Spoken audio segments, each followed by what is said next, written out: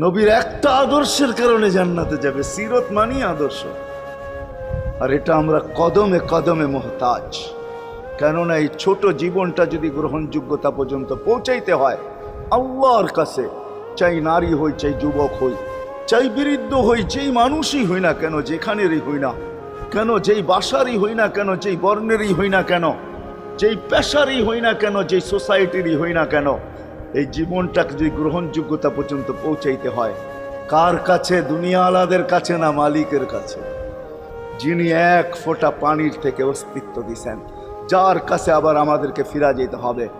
পালানের কোনো সুযোগ নাই। এই জন্যই কোরআন আমাদেরকে বোঝায় আইনাল মাফার। আল্লাহ বলতেছে কোথায় ভাগবে তুমি, বলো কোথায় ভাগবে? কবির কথাই সত্য, যদিও নাকি পালাও তুমি আকাশেতে লাগিয়ে সিঁড়ি, সিঁড়ি লাগাও যদি